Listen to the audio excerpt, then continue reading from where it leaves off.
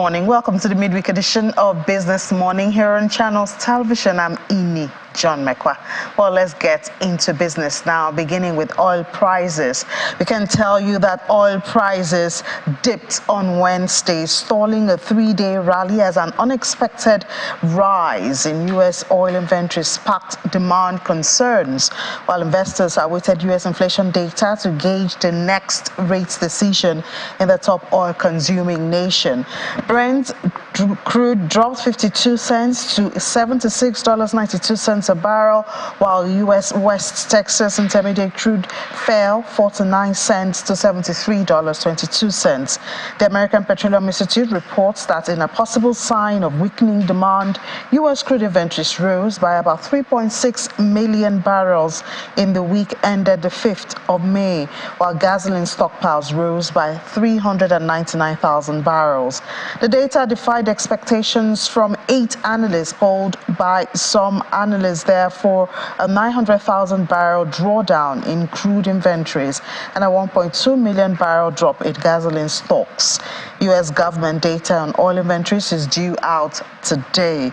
The surprising U.S. inventory buildup, coupled with lower crude imports and softer export growth in China in April, exacerbated worries about global oil demand. The market is awaiting U.S. Consumer Price Index, which is for April, is due later on today. Russia's energy ministry has said that the nation's oil output reduction almost reached targeted levels in April. Meanwhile, Saudi Arabia, which pledged to cut production by 500,000 barrels per day from this month, May, has informed buyers in Asia that it will supply full crude oil volumes requested for June. Some Chinese refiners may have asked for less supply, which would help the world's top oil exporter meet its lower output target. In Alberta, Canada's main oil-producing province, wildfires eased on Tuesday thanks to cooler weather. The wildfires forced oil and gas producers to shut in at least 319,000 barrels of oil equivalent every day. That's about 3.7% in the country's production. Markets were also monitoring U.S. President Joe Biden and top Republican lawmakers' comments on raising $31.4 trillion U.S. debt ceiling, fearing an unprecedented default if Congress does not act in 3 weeks.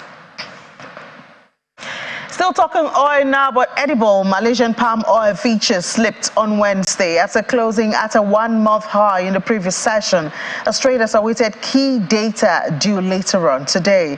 The benchmark palm oil contracts for July delivery on the Bursa Malaysia Derivatives Exchange slid 41 ringgit, that's about 1.08%, to 3,766 ringgit, and that's equal to $849 a ton in early trade.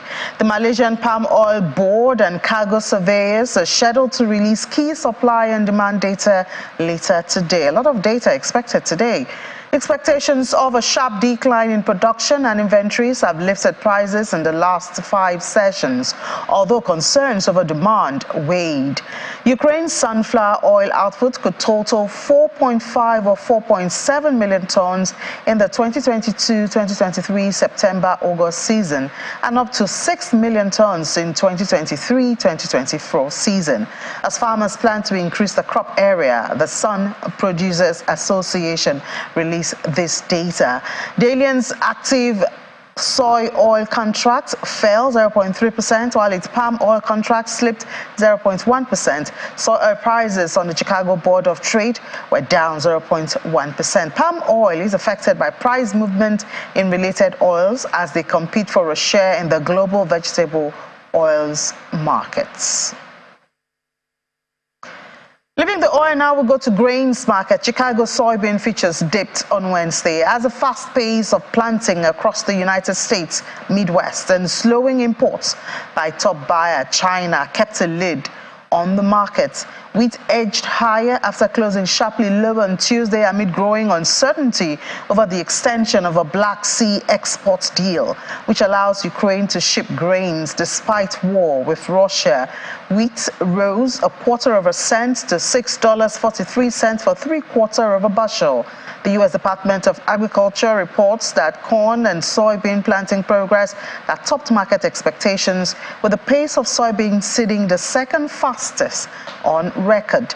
Farmers had planted 49% of their corn and 35% of their intended soybean, according to the agency. There was additional pressure in soybeans stemming from slowing purchases by China. China's April import of soybeans fell 10% from a year earlier, and after stricter customs checks delayed cargoes. The world's biggest soybean buyer was also affected, as we see there, and it bought 7.26 million tons of oilseed last month, significantly less than 9 million tons that was expected by traders. The United Nations inspections resumed on Tuesday of outbound vessels under a deal allowing the safe Black Sea export of Ukraine grain, which Moscow has threatened to quit by May the 18th over obstacles to its own grain and fertilizer exports. We come to Nigeria now. The Manufacturers Association of Nigeria has been meeting with officers of the Customs Service on ways to ease transactions to boost revenue for the African Continental Free Trade Area, AFCFTA. This was the core conversation at the 12th Business Luncheon, which was held in Lagos, southwest Nigeria, with the theme facilitating ease of clearing inputs for manufactured goods under AFCFTA. Our ease of doing business trajectory has to accommodate the ease of clearing imported inputs for manufactured products. They include our raw materials, machinery, and spares that are not available locally. If this is not done, we shall remain non-competitive and assume the unenviable status of a net loser in the continental market. The federal government's aspiration of 48 hours clearance is achievable. We acknowledge Nigeria Customs Service commitment to the ease of doing business through the reorganization of the existing fast-track beneficiary scheme for improved efficiency. Manufacturers who wish to be part of this scheme were authenticated by the association. This was done through a quarterly submission of lists of bona fide manufacturers by the Manufacturers Association of Nigeria as a reference document for approvals by the Customs Service. It is very important, therefore, that the fast-track arrangement be greatly improved upon with the advent of the AFCFTA. Some very compliant importers, exporters, and manufacturers will be accorded the status of AEO, Authorized Economic Operators, which presently we only grant fast-track privilege to deserving traders. Let me mention something here a little. Here in Nigeria, we are yet to reach the level of compliance to which some individuals will be granted the status of Authorized Economic Operators. An AEO beneficiary will be allowed to import his cargo into the country. He only notifies customs. He go to the ship side and collect his goods to his premises. It is after he has used his goods, either for the manufacture of whatever he wants to manufacture or otherwise, then he returns to customs, make true and proper declaration, and then pays the appropriate duties. That fast-track facilities are obviously one thing that would make the AFCFTA more impactful in Nigeria, and we will discuss more on that with Man, hopefully, because the customs would hardly answer us for conversations. But I mean, it is something that would help exports and even imports. And if we're looking for foreign exchange, then these are some of the things that the country ought to focus on. We're also talking about the economy, obviously, here in business. Business Morning, that's what we do. African Refiners and Distributors Association is estimating the cost of displacing charcoal with clean cooking gas, which is also known as liquefied petroleum gas, to cost Nigeria and other countries in Africa about $7.5 billion for downstream infrastructure and stoves. Now we have joining us for this conversation Mr. Nuhu Yakubu. He's the Group Chief Executive Officer of Bana Energy and a former president of Nigeria Liquefied Petroleum Gas Association. Thank you so much for your time this morning, Mr. Yakubu, joining us from London.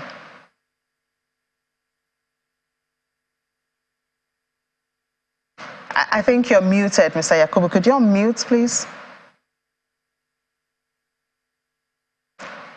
Mr. Yakubu, can you hear me? I cannot hear you because I believe you're muted. Could you unmute? Yes. Good morning, Ini. Nice to hear you this morning. Good morning, viewers. Okay.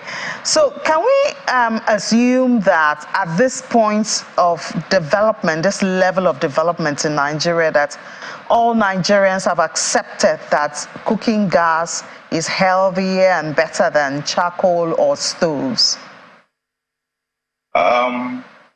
Good morning, everybody, once again. Of course, who doesn't like a good thing? I think with the way our people in the rural communities have embraced gas now, it is clearly evident of the acceptance of LPG as a cleaner cooking fuel for rural populace and indeed the urban populace today. And also for reasons of its availability and unavailability of the charcoal. As you may well know, there's deforestation is real. Access to charcoal as an alternative fuel or as the predominant domestic fuel is no longer as readily available as it used to be. Even when it's available, it's very expensive now, so much so that it's even outweighs the cost of cooking gas sometimes in some localities. So yes, indeed, that is showing a lot more users to LPG as an alternative and better source of cooking fuel for domestic. Thank you. So can we now comfortably say that the major obstacle to the spread of the use of LPG in Nigeria is funding? Well, I will not place funding as the predominant obstacle. Funding is still an issue anyway. But predominant challenge for the LPG sector today is supply. Supply has become a huge challenge. It's a cocktail. The supply side is a mix of domestic supply sources and international and foreign supply sources. And as you have it, since it's like that, it means that it's largely dependent on foreign exchange as a means of trading it at that bulk level. And then it then means that once there's supply, demand will always be there. So once the supply is strong, it therefore means that money will always chase a strong product. So once the finance sees that supply side is strong, naturally they fall over themselves or it fall over itself to fund the supply side. So I would say supply is a bigger challenge. Of course, funding remains a challenge as well. The area where funding has become a challenge is where, for example, the intervention funds, or in fact, the funding side is split between the equity and the debt segments. The equity segment is ill-funded, while debt is, is not strong, even though on good cases you get good funding. But you see, debt will always be available when there's a strong equity base. Equity intervention funds have been made available in recent times through the CBN intervention, for example, where 250 billion naira was made available through the CBN intervention window. But the disbursement modalities was not as fluent, and as a result, I don't think many operators in the industry have gained access to that fund. And also, you have other funds. For example, we hear the $800 million subsidy removal palliative fund, which the federal government is sourcing. But we're a bit worried that such fund, which would have gone straight into funding the equity side of projects, gas infrastructure development projects, is being channeled towards conditional cash transfers. And one wonders how the conditional cash transfers will actually help to usher in the desired objective of switching Nigerians from dirty fuels to LPG or natural gas, or even resolving the challenge that Nigerians will be faced when subsidies is removed. So that's to the extent of how the equity can be properly.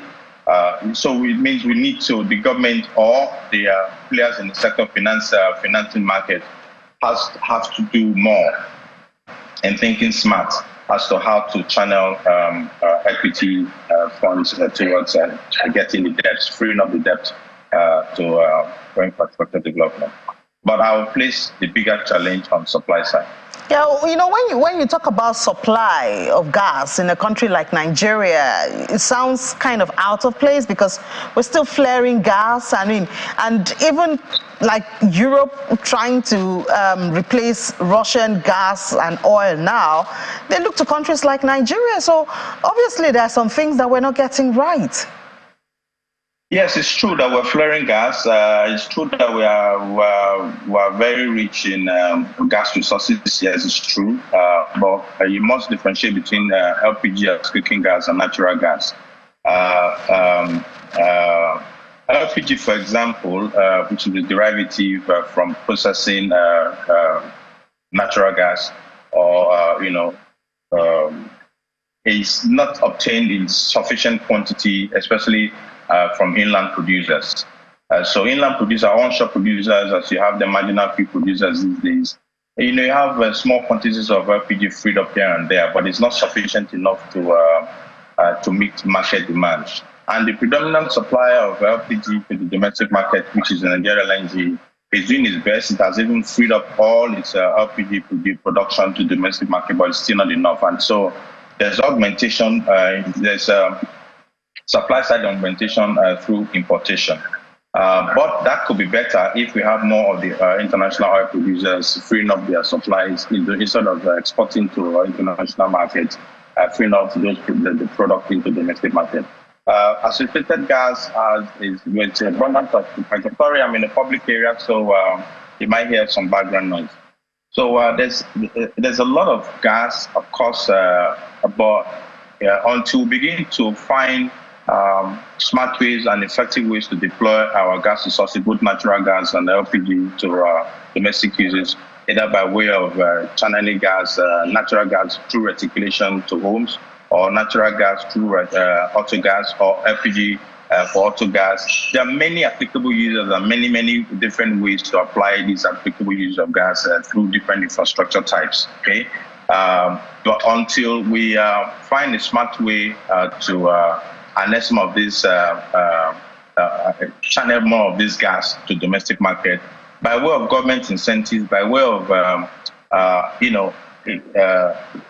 incentives like finance, incentives like policy, incentives like guidelines and stuff like that, and really regulatory support, I think more can be achieved.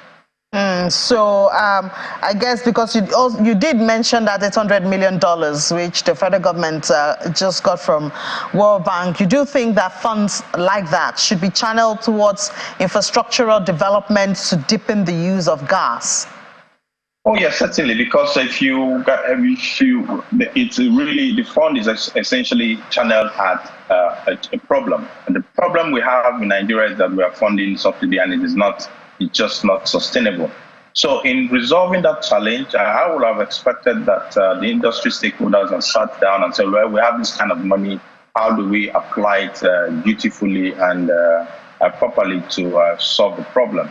Not just a top-bottom approach where you say, well, we've gotten these funds and is going to be applied for conditional cash transfers, whereas we have a lot of industry projects that are hanging because of lack of funds. And the reason there's a lack of funds is because there's no equity component of this project financing is missing. So this $800 million could easily be applied to fund a lot of the equity elements of the financing structures so that the debts can then flow to realize most of these projects. All right, thank you so much, Mr. Nuhu Yakubu, the Group Chief Executive Officer of Bana Energy Limited and former President of Nigeria Liquefied Petroleum Gas Association. Thank you for your time this morning. Thank you very much, Jenny, and thanks to all of you out there. All right, let's take a break. When we come back, we'll go to AFEX Commodities next.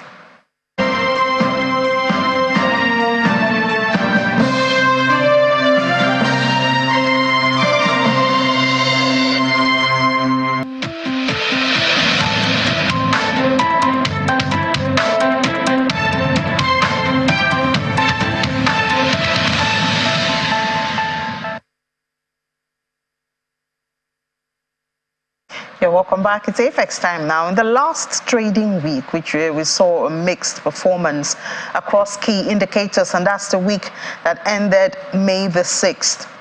2023. Turnover rose by 38.52% from 2.83 billion naira to 3.92 billion naira.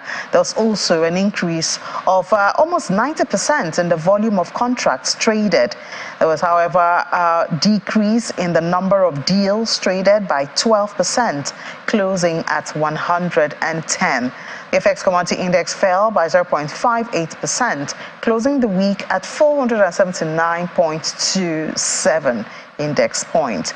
AFEX Exports Index performed negatively, falling to 230.31 points from 230.42 points. The volume of contracts traded, we saw increased volume across cashew, soybean, and paddy rice. Price across commodities. There starts with sorghum now, and sesame, ginger, and wheat maintained at 274.00, 1,247.57, and 923.82. Respectively, while cashew nuts rose by 0.60% and closed at 615 naira 13 kobo. Soybean rose by 0.46%. Paddy rice also rose 0.19% and closed at 339 naira 52 kobo. We saw cocoa fall by 0.22% and closed at 2,079 naira 10 kobo. Across grain commodities, maize fell by 3.74% and closed at 238.26 for a kilogram. In achieving food security for Africa's growing population, it remains a priority for government, agribusiness players, with a record high of 258 million people facing insecurity in 2022. There are more calls for these players to rethink their approaches to achieving food security through the adoption of sustainable agriculture production practices. In building these resilient systems, it's important to prioritize the place of technology and data to achieve this.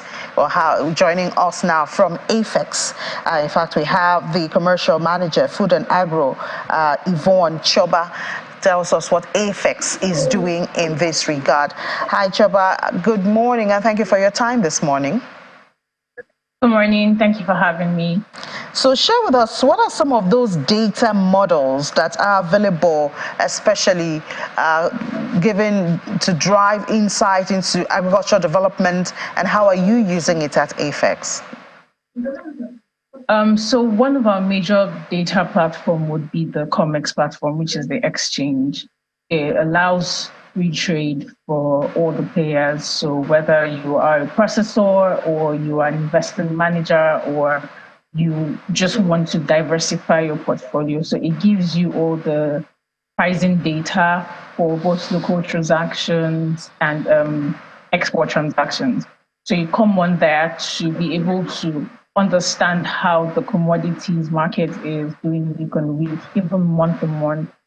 And then it feeds into the decisions that these players need for whatever purposes that they require it for. So how can this be used, to deepen trade? And of course, the end goal is that food security. How can it be used?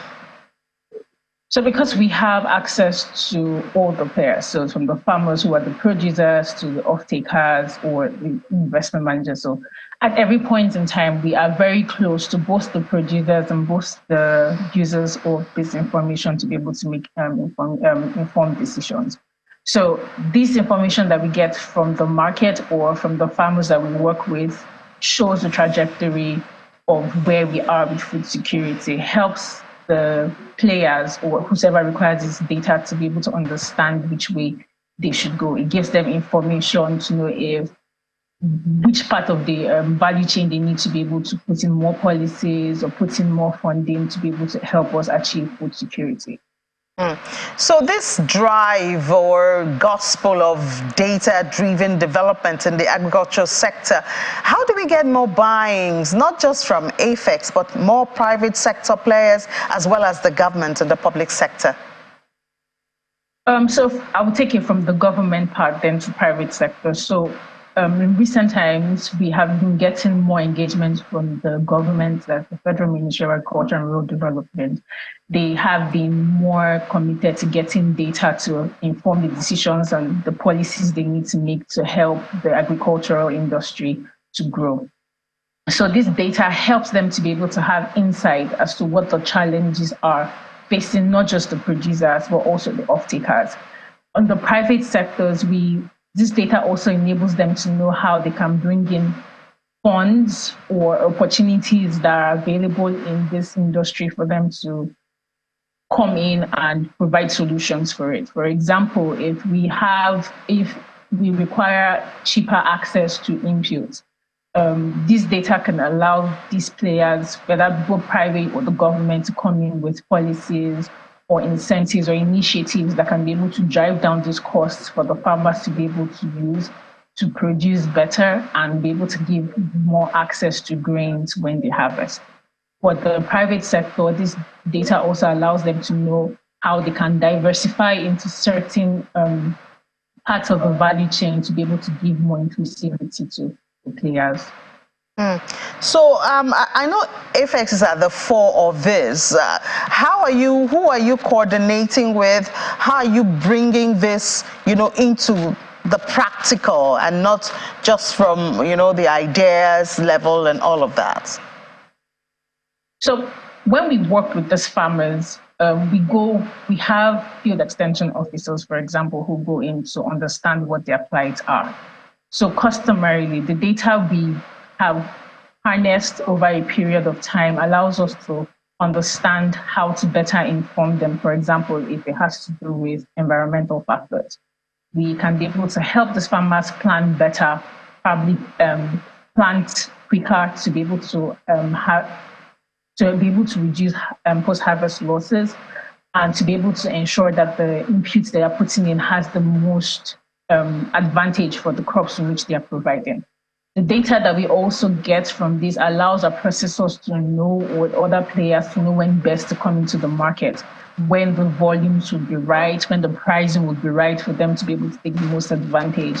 Also allows other investors to come in to say, okay, if this was the volume that we were able to trade in a particular quarter, in a particular year, how better can we come into the sector to be able to increase production? Which ways or what other methods or opportunities are available for us to be able to put our funds into better food security? So these are some of the ways that we work in to get this done. All right, thank you so much. And I can tell you more is expected from AFEX, to whom much is given, much is expected, especially as we go into a new administration. All right, thank you so much for joining us and sharing what AFEX is doing in the area of data for agricultural development. Yvonne Choma, Commercial Manager, Food and Agro for AFEX. Enjoy the rest of your day. Thank you for having me. Let's take a break now. When we come back, we'll head to other markets.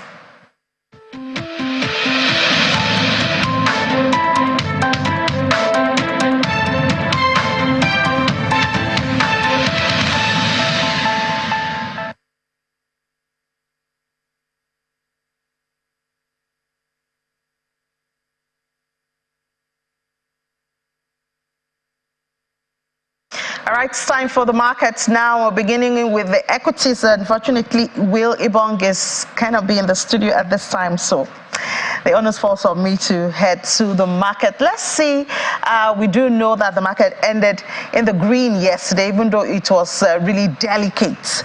As you can see, there's 0.05. Like we're getting close to the negative. I hope it will build on this, the gain to build on this at the close of trade today. We're still at 52,605.41 yesterday.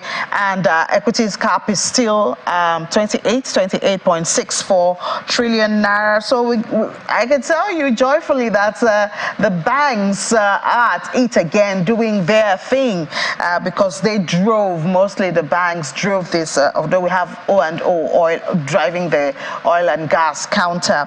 And so we can say that FBN Holdings, they gained more than 2% yesterday, one of the top trades. ETI also gained. Access, unfortunately, lost some money yesterday, about 15 kobo.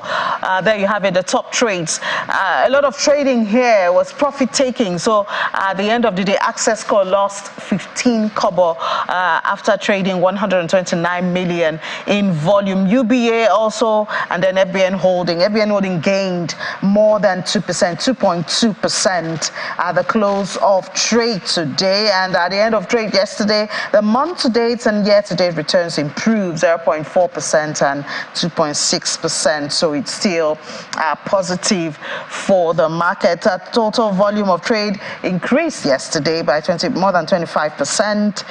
Unit value was at 7.13. There you have it, also in the green. And the deals dropped, but still looking good at more than 5,000. We had worse than this before, you know. So still looking good. Do we have the sectoral performance? The sectors, I already said that the oil and gas was positive yesterday, was up more than 1%, and O&O really drove that. Banking was also up 0.8%. Consumer goods, however, dropped. Insurance was down. Industrial good was neither here nor there, as it closed flat at the close of trade.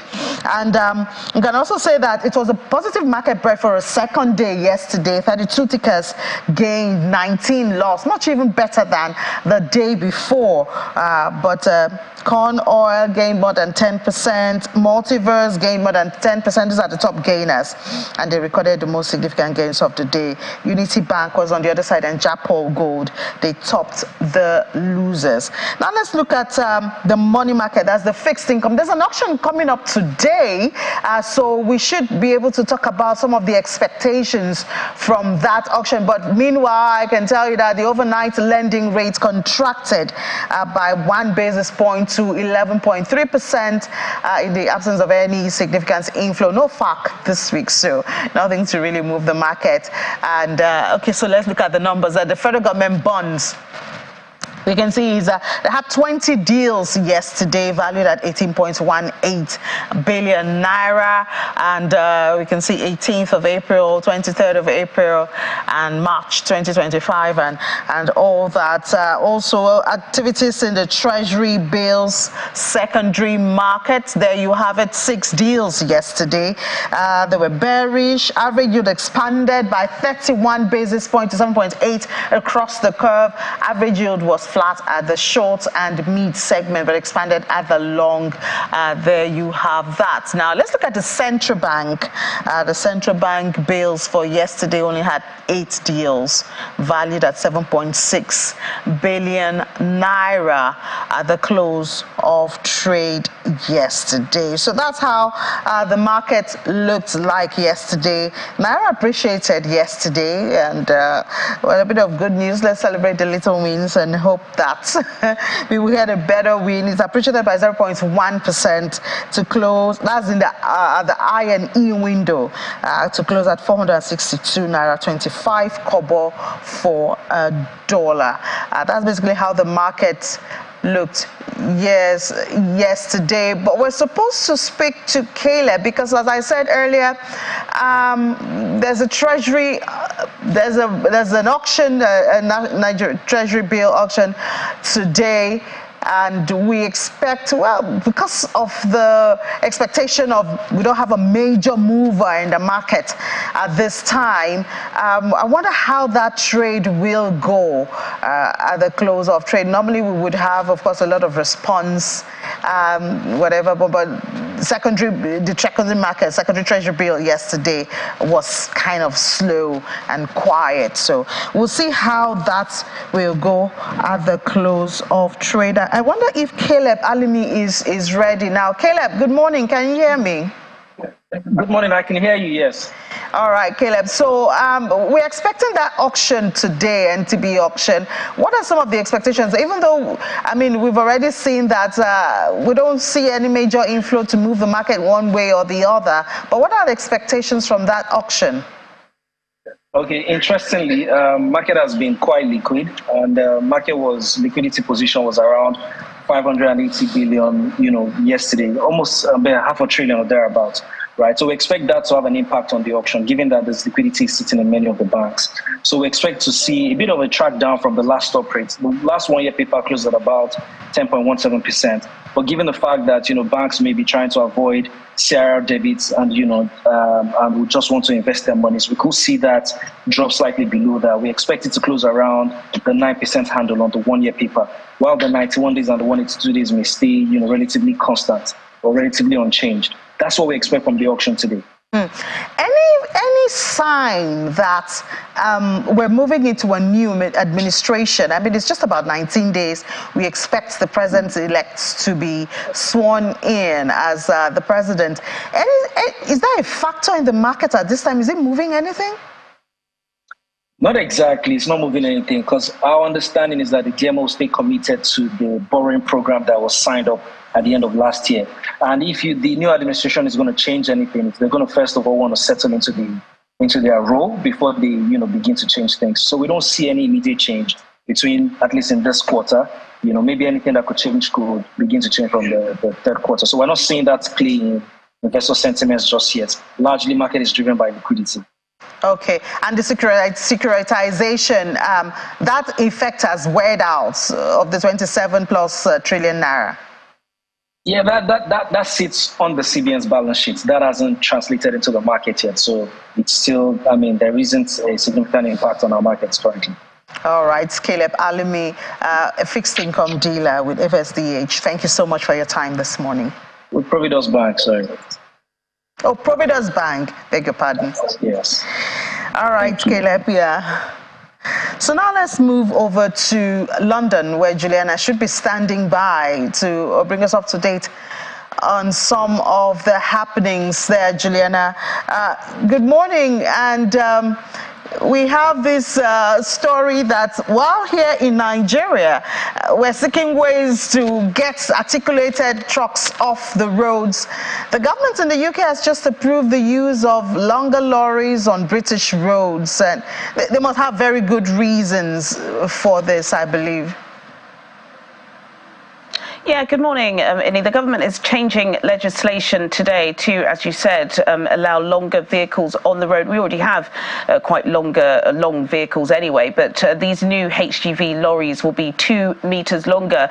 And the way they've described it this morning, the British government, is that it is all part of this administration's plans to boost the economy, to support supply chains and logistics, and to basically reduce emissions. Because, of course, if you have a longer lorry on the road, then they can take more produce than smaller lorries, and therefore they'll be emitting less pollution into the airwaves. That's how they're describing it. This has not been an easy decision, and in fact it's actually been part of an 11-year trial.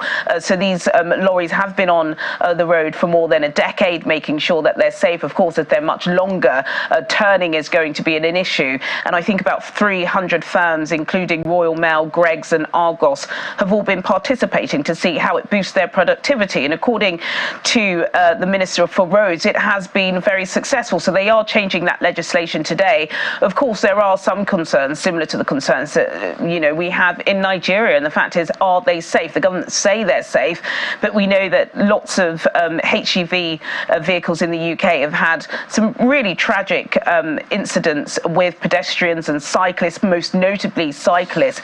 At least once a month, there's a terrible story we're seeing of somebody who's died because they've gone underneath the wheel of a vehicle. So yes, there are some critics to this new legislation, but it's going through Parliament today. It's been part of an 11-year plan, and the government say it is going to boost the bottom line of GDP, and obviously we're desperate to improve that here in this country. Yeah, desperate is the word there.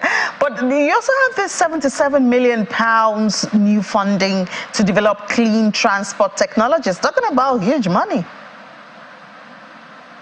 Yeah, it's a lot of money, and it's privately funded and government funded. And this is all, again, part of the Conservative government's plans to make Britain a leading country when it comes to being lean, green and clean and doing away with emissions. We know that in 2030, so in just a couple of years, it is going to be illegal to sell brand new petrol or diesel cars. We are going to be electric, and we're starting that with vehicles, and one of the major large vehicles, and that's one of the reasons why this £77 million has been put in place. The government, alongside the private sector, are going to be creating these new vehicles which will be used for fire services, for ambulances, and for some police cars. Hundreds of millions of pounds have been invested across the country to make sure that we are ready to go electric, and this is just another funding vehicle to make sure that we're able to do that. All right, Juliana, thank you so much for those details. We'll talk to you at 1:30. Talk to you then. All right, so let's go to another market. Now it's the crypto market that never sleeps nor slumber. Well, the traders sleep, though. Oh, okay. The market. All right. I thought they don't. And they obviously, at this time now, we're still looking for who's going to gain control in this market. Is it the bears undecided, or the bulls? Still quite undecided. Yeah, we had greed for a long time, so we expect the market to correct itself. So I guess that's just the process. Mm-hmm. Exactly. So that's why we have neutral, 52 points. Trying to gain direction at this time. Still that battle between the bulls and the bears in this market. Let's look at the top cryptocurrencies we track in this market. Now we see Bitcoin there losing that 27,800 level, not able to break that resistance point, but it's up 0.38% this morning. Ethereum, that's below that 2,000 level, $1,844, looking more stable. That Bitcoin at this time is up marginally, 0.05. BNB, Binance coin there, $313, down 0.046%. We see Cardano also on the losers counter there, 0.07%, 36 cents is what it's trading at. XRP trying to ink up some gains there, 0.98% up, almost 1%, still below that 50-cent level. So we see most of the altcoins there bleeding once there's volatility with Bitcoin, and we've seen that happen right now. Let's bring in Olumide Adesina now, financial market analyst. Hello, Olumide, great to have you. Thanks for having me, Ladi. Good morning. Good morning. So we see that battle in the market at this time. Bitcoin unable to break that resistance, 27,800. But we have that big US CPI data for April coming out later on today. What do you see happening if that data is hotter than expected? Well, if you see the data hotter, it means the US Fed will keep on raising rates. You know, we're already seeing the Fed fund rate at over 5%, telling you very much that investors are pretty much interested in US saving assets, and we've seen damping liquidity. But coming to the crypto markets, you rightly pointed on price action, but I think it's deeper than that. Bitcoin congestion, you see that had also played a big role. Binance had to, at certain occasion, postpone Bitcoin withdrawals, and that's somehow created some anxiety in the market.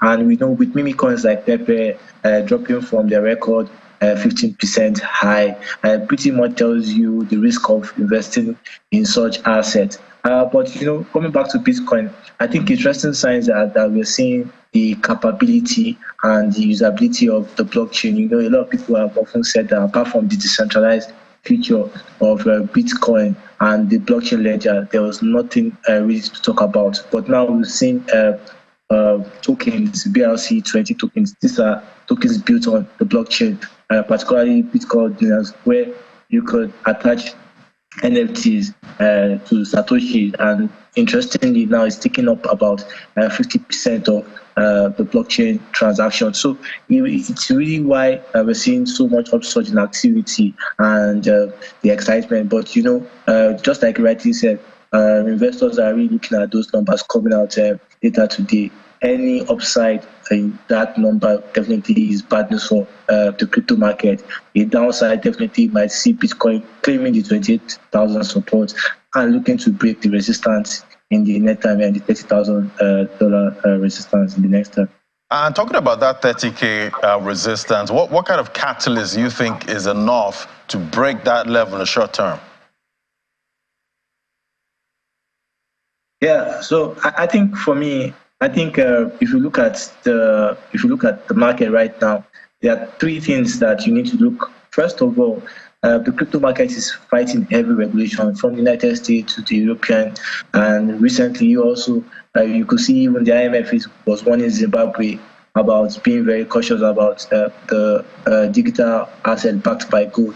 So that really, if those sentiments are really moderated, that could really help the crypto market. Secondly, liquidity. If you look at the last 2-3 years, institutional investors played a big role in the market, and liquidity right now is not like what we're seeing. So despite the fact we're seeing Bitcoin really staying 70% up this year, you can't really see that for many altcoins except for Ethereum. So it really tells you that the liquidity also really matters. Then thirdly, scams and the fact that we have seen some faulty crypto assets. I mentioned recently Pepe, definitely it brought in some excitement and early investors made a lot of money, but it has questioned the integrity of the market because we've seen a lot of dump and dump scheme playing in the space, and that somehow really moderated some excitement, especially among people that have lost a fortune in the market. So those are three things I see that are playing in the market right now.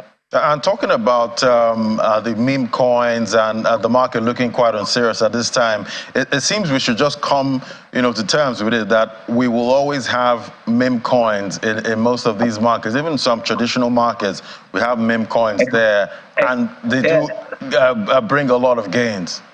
Yeah, exactly. The rise of meme assets, particularly from equities to the crypto market, has been proud of the fact that we've seen the power of retail investors and information and strong community.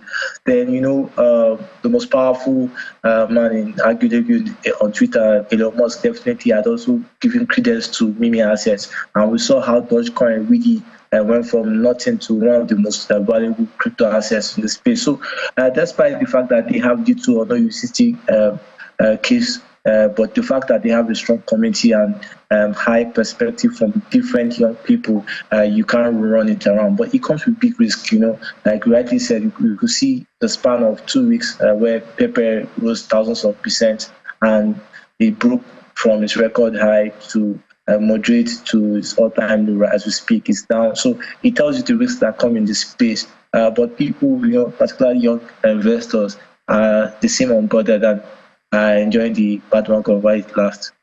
And talking about most of these meme coins now, we see the Bitcoin network is congested at this time, and people are having to pay a lot, for fees. And it looks like the miners are the ones enjoying this feast at this point.